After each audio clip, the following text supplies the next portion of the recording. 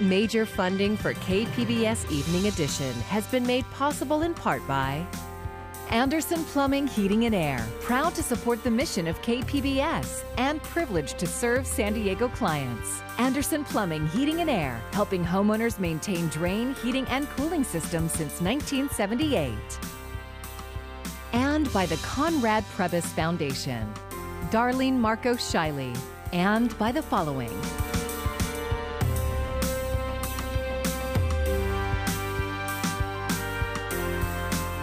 And by viewers like you. Thank you.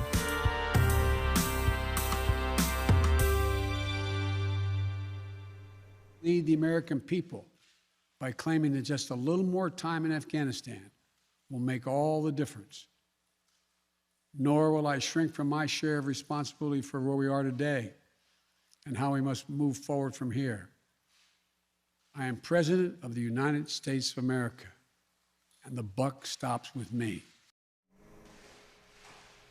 Saying he has no regrets, President Biden spoke to the nation today, saying the U.S. mission in Afghanistan is over and his decision to remove American troops is the right one.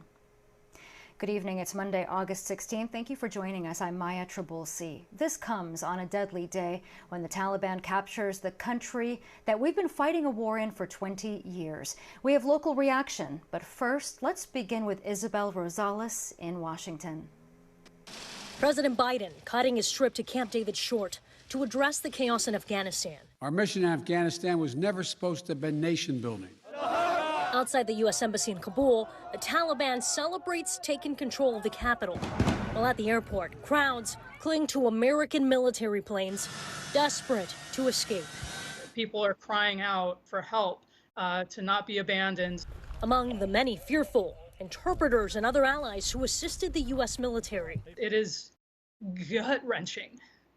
These are people we relied on, that we promised that we wouldn't leave them behind. Civilians struggling to understand the rapid speed of Kabul's fall. Actually, I feel nothing right now. We want peace. Back in the U.S., many are doing the same. Afghanistan political leaders gave up and fled the country. The White House's national security team is shifting the blame to the Afghan government and troops. American troops cannot and should not be fighting in a war and dying in a war that Afghan forces are not willing to fight for themselves. Now, the State Department says they are working with other countries to bring vulnerable citizens to safety.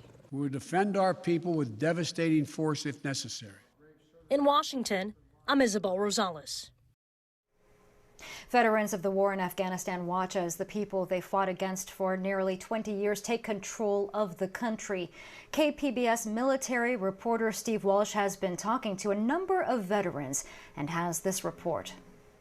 Veterans are watching on TV as the war they fought receives more attention from the American people in its final days than the conflict did for most of the last 2 decades of war. I felt physically dizzy. James Seddon is a former naval officer from San Diego who was a liaison officer in Afghanistan in 2009. Chaotic scenes at the airport, an airport I've been to, many times, and seeing the pictures of the Taliban in the presidential palace, a place I've been to.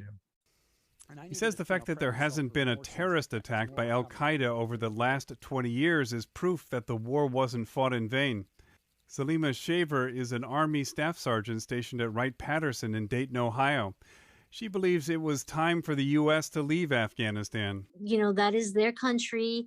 They're never going to change. Never, ever, ever, ever going to change. We are not going to change them. As you can see right now, 20 years. And look how quickly the Taliban jumped back in there. She was a civil affairs officer in 2008 and 2009, overseeing reconstruction projects. As painful as it is to watch the collapse, she says, we did as much as we could while we were there. I personally, individually think this was a complete waste of time. Jason Lilly is a former Marine Raider based at Camp Pendleton who lives in Orange County. He was in Afghanistan in 2009 and again in 2012 and 2013. It could have been quite different if we would have went in hard, hit it as hard as we could for a few years and did exactly what we were supposed to do. And that's get rid of the Taliban, get rid of al-Qaeda, get rid of Osama, and then got out. But why 20 years? Tom Porter is a Navy reservist who spent a year in Afghanistan in 2010. He's now with the Iraq and Afghanistan Veterans of America, a service organization dedicated to post-9/11 veterans. To see it all melt away in a matter of hours, it's shocking and it's angering. And you're gonna have a lot of veterans, service members, their families, wondering, what was it all worth it? At the moment, his suggestion is to ask veterans about their service, but to keep it judgment-free. As America's longest war ends, there will be plenty of time to talk about politics. Steve Walsh, KPBS News. As the U.S. focuses efforts on bringing U.S. citizens and allies back home, many Afghans fear for their loved ones. Alexandra Rangel has more from an Afghan native here in San Diego who is trying to bring his father to the U.S. as soon as possible. How desperate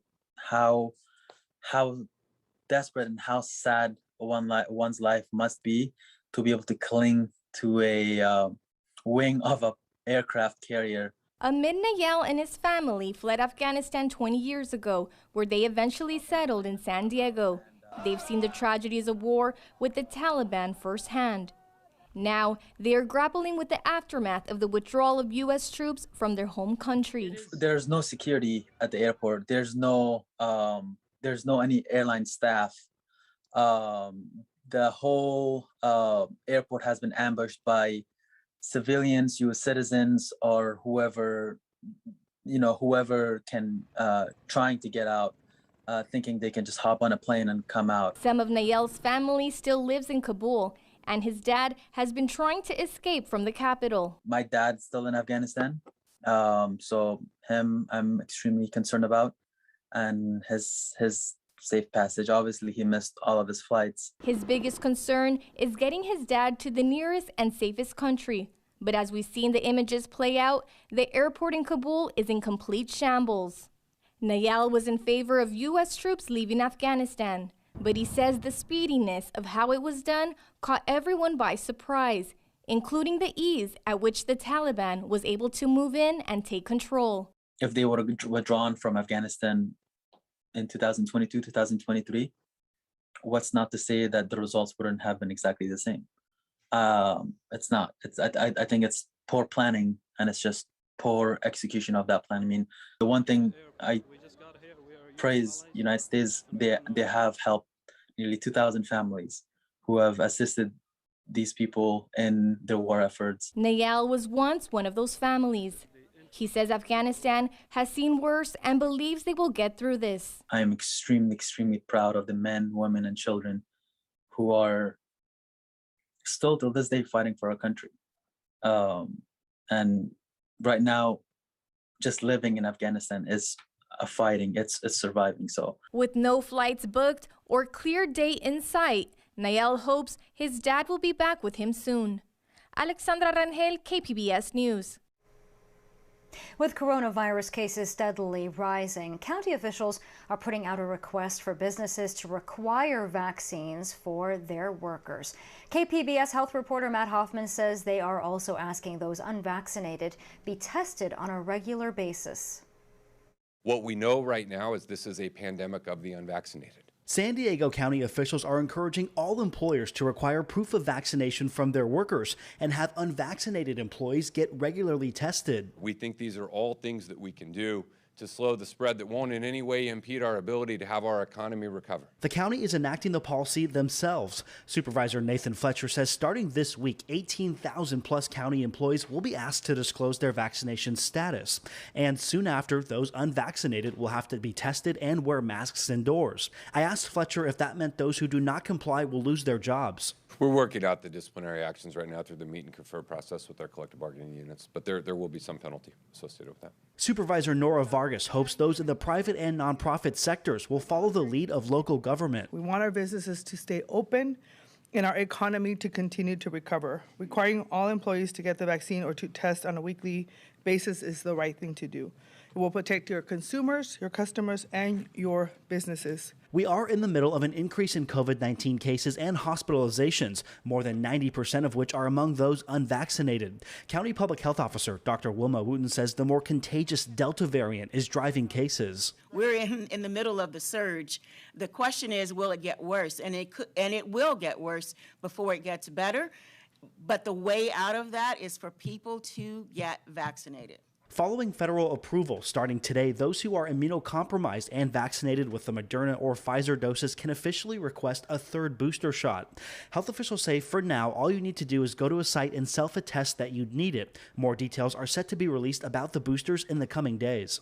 Matt Hoffman, KPBS News. Resistance to vaccines, masks, and lockdowns have been a common thread over the past year and a half, much of it playing out in conservative Christian churches. Lisa Mitri shows us how one church near Sacramento is trying to provide cover to its followers. You have the freedom to choose, and nobody should be able to mandate that you have to take a vaccine or you lose your job. That's just not right here in America. Pastor Greg Farrington explained why Destiny Christian Church in Rockland is handing out hundreds of letters for people who are against taking the COVID-19 vaccine. And after the Sunday service, a long line of people waited to pick one up.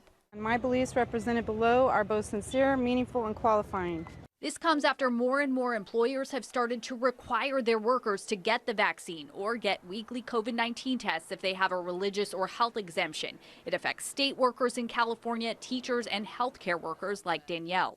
I'm a healthcare worker. Yeah, I've been in healthcare all my life, and I don't feel that it's fair to push this on anyone because it hasn't been around very long. You can see the parking lot is full here, and it's not just regular members of the church. We talked to people who specifically came here for these vaccine exemptions. One person even driving 2 hours to get here. I just found out about this at 4 in the morning. Someone sent me an Instagram, and I just got up, started listening to the services here, and I drove all the way here to support them in this. And just to give you more detail. Leslie Gilo Jacobs, a professor at the McGeorge School of Law, explains employers can legally require employees to take vaccines as long as they make reasonable accommodations for sincere religious beliefs that impose a minimal burden on the employer. Accommodations like requiring testing instead. But if we've got employees who, for example, have a front-facing job where they have to see people, it would be more than a minimal burden to put them in a non-front-facing position, and it probably an employer would not be required to do that. That's why she says refusing the vaccine could cost some people their jobs. I think people will lose their jobs if they refuse to take the vaccines, even if they have exemptions for some positions, because the law does not require employers to keep employees on the job if they can't do it. So we will see that. Will we see this going to court? I'm sure we will. That was Lisa Mitri reporting. Pfizer says it's getting good results on tests for its COVID booster shot. The company says the booster will protect people from the main virus and its variants, and that includes the Delta variant that is largely tied to recent surge among those who are unvaccinated. The FDA is reviewing the findings and will be the one to decide to clear the Pfizer booster shot for public use. Stacey Cohen has an update on the national COVID situation. Back-to-school policies become the latest pandemic battleground as case numbers climb across the country. One official warns the U.S. could soon hit 200,000 new cases per day as the Delta variant spreads, with terrifying risk for the unvaccinated. All we can say is that this is going very steeply upward with no signs of having peaked out. Children and educators returning to in-person learning are getting conflicting messages on masking in some states. The governors of Florida and Texas issued executive orders banning mask mandates in school, but some districts, including Dallas, Texas, are defying the order by requiring masks in school. We're going to be nice about it, and we're going to be benevolent to a point. We're going to give them a little bit of time to comply, but we're not going to let them mix with the rest of the students. The U.S. Department of Education sent stern letters to Governors Ron DeSantis of Florida and Greg Abbott of Texas, vowing to support educators who require masks. More children are now being hospitalized with the virus, with those 17 and under hospitalized last week in numbers 21% higher than the week before, according to CDC data. Oregon is deploying the National Guard to help stressed hospital systems. Officials insist vaccination is the most effective way to slow the spread, but just under 51% of Americans are fully vaccinated. Heartbreaking situation where 90 million people are still unvaccinated who are sitting ducks for this virus, and that's the mess we're in. Stacey Cohan, KPBS News. Let the voting begin. Mail-in ballots for the special governor recall election went out today. The San Diego County Registrar's Office also opened today for those who wanted to vote in person. The formal election day is September 14th. All voters will be receiving a mail ballot, which asks if Newsom should be removed. If yes, voters will pick from a list of dozens of candidates to replace him. And as for Newsom, he's spending the next month trying to keep his job. That included a weekend campaign swing with stops throughout the state, including here in San Diego. Kyung La talked with Newsom about the challenge ahead for him. Let's give it up to our governor, Gavin Newsom! This wasn't supposed to be an election year. It looks amazing. The California governor, Gavin Newsom, is fighting for every vote. How are the phone calls going? Are they going good? Call by call. I'm calling to remind you to vote no on the recall next month. Person to person. Vote no on this recall. All to convince Californians he should stay on the job. We've got a battle in the next 30 days. How would you characterize that battle? We just have to gin up that enthusiasm, and that's what this weekend's about. That's what the next 30 days is about. Less than a month until his recall election, where voters will say yes or no on keeping Newsom. The Democrat has been increasingly visible in the center of the state's most pressing problems, from homelessness Extraordinary work. to the massive wildfires. There it drops. To hosting a multi-million-dollar giveaway to encourage more Californians to get vaccinated. Why is he fighting so hard in a state where registered Democrats outnumber Republicans nearly 2 to 1? Well, that's what recalls are about. They're about getting you sleeping. In these off-year elections, they have an opportunity. They have a chance. That chance is because many California Democrats don't know the recall is even happening. Oh, they wanna like remove him. Oh, okay. Democrats constantly lose campaigns because we don't turn out to vote. Democratic strategist Michael Trujillo says voters of his party are depressed by COVID-19 and a host of persistent state problems, making this recall far closer than it should be. If we sleep on this election, then we will be waking up to a Republican governor. And who will that Republican governor be? It seems like it might be Larry Elder. Thank you so much for having me. Radio host Larry Elder, with no political experience, virtually no public scrutiny, has lit up Republican enthusiasm. A Trump supporter, he would be vastly out of step with the majority of California voters. The outrageous minimum wage has gone higher and higher. Governor Newsom is increasingly invoking Elder's name. You've got a guy in the name of Larry Elder that's not fighting for 15. He doesn't believe there should be a minimum wage. To turn up Democratic passion against his recall. We thought we'd turn the page when Trump lost this last election, and somehow Trumpism would start to go and wane. Just the opposite. Kyung La, CNN, Los Angeles. What happens in Haiti often ends up on San Diego's doorstep, and that's evident in the waves of asylum seekers we've seen in Tijuana in recent years. Back in April, KPBS News told you the story of Haitian migrants hoping to seek asylum in the U.S. and the challenges they face in Mexico. It's an example of the in-depth storytelling by KPBS reporters, and you can stream it on the KPBS YouTube page. Whether it's earthquakes or political instability, Haiti is a country in need, and San Diegans are organizing to help. Melissa May has more on the outreach underway for this latest crisis. The earthquake has killed almost 1,300 people and destroyed thousands of homes and buildings. Hospitals are overwhelmed. Roads and waterways are blocked. From here in San Diego, a local church feels the loss especially hard. Really sad moment for Haiti right now, for all of the Haitians and maybe friends all over the world. Jean-Élisée de Rondis is the pastor at the Haitian Methodist Ministry of San Diego. We are not hopeless. We still have hope. We can go through this together. Durandis and many of his parishioners woke up Saturday to the horrible news. And when you get up in the morning and you saw on Facebook and on TV and what's going on, in the news what's going on, yeah, one after another. And we just said, again, we have something again. He says it's like reliving the devastating 2010 Haiti earthquake that took the lives of over 500,000 people. People who try the best after 2010 to get on their feet, what now? They have to start over again. And yeah, it's really sad. This past weekend, Durandis had a chance to speak with one of his cousins in Haiti. He was really affected by this because he lost his house. His house was collapsed. While on the phone, he could hear children screaming. The pastor has started a GoFundMe page to raise money to go to Haiti and hopefully to visit and bring supplies with him. We want to be on the ground. We want to be on the ground to see what's going on and to touch people, to pray for them, and so to serve them. The Haitian government has asked for donations to go through them.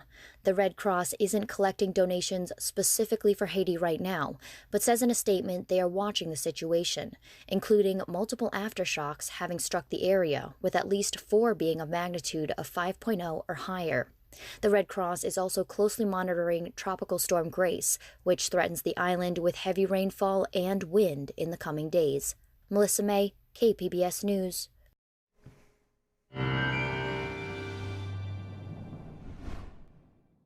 We're going to be talking about gusty winds picking up as a dip in the jet stream moves into the Pacific Northwest. That's actually going to allow for temperatures to cool down here a little bit. And it's also, we're going to be talking about the possibility of some showers and storms in the higher terrain and in the deserts. As we move into tonight, temperatures fall back down into the upper 60s in Oceanside, low 60s in Ramona, low 80s in Borrego Springs.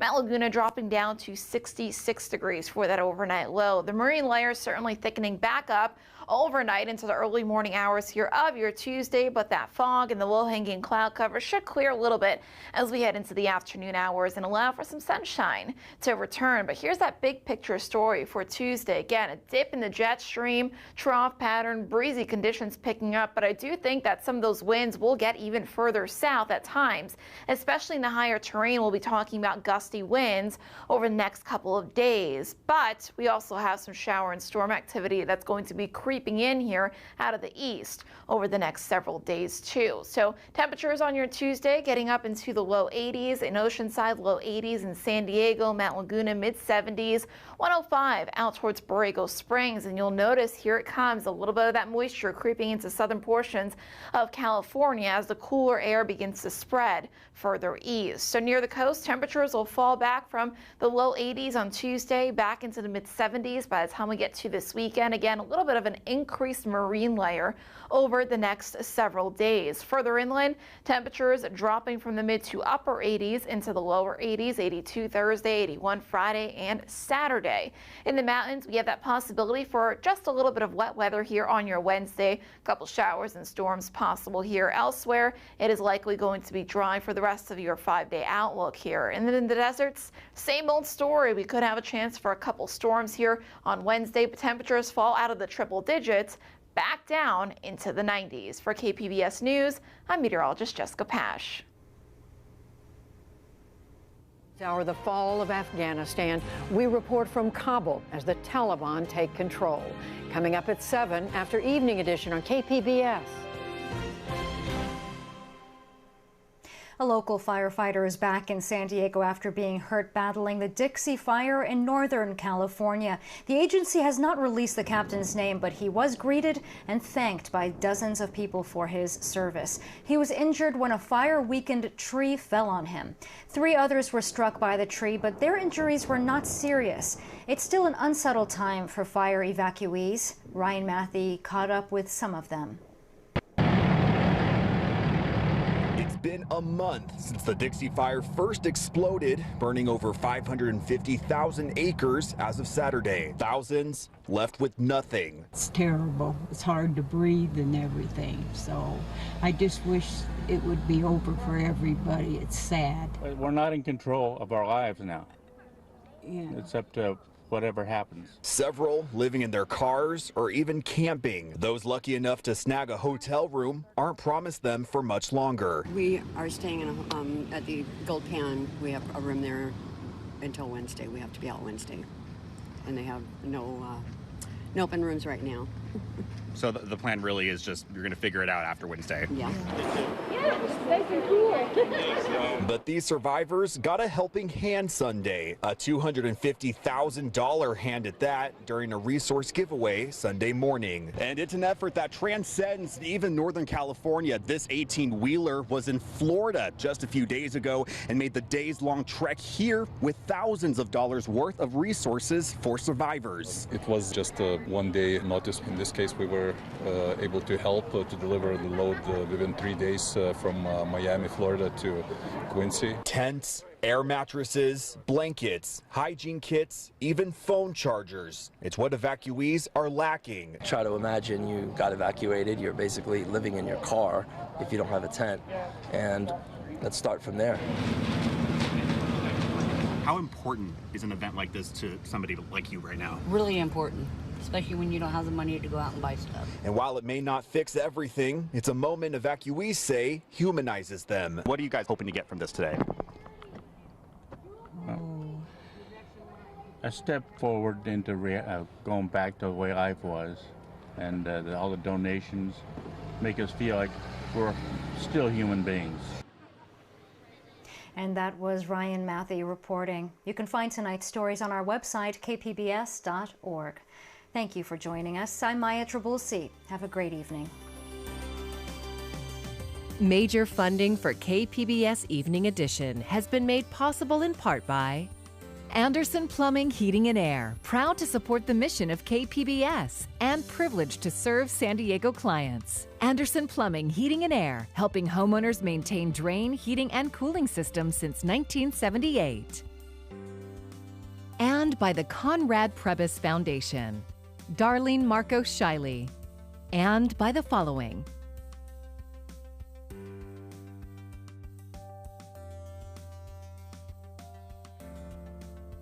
And by viewers like you. Thank you.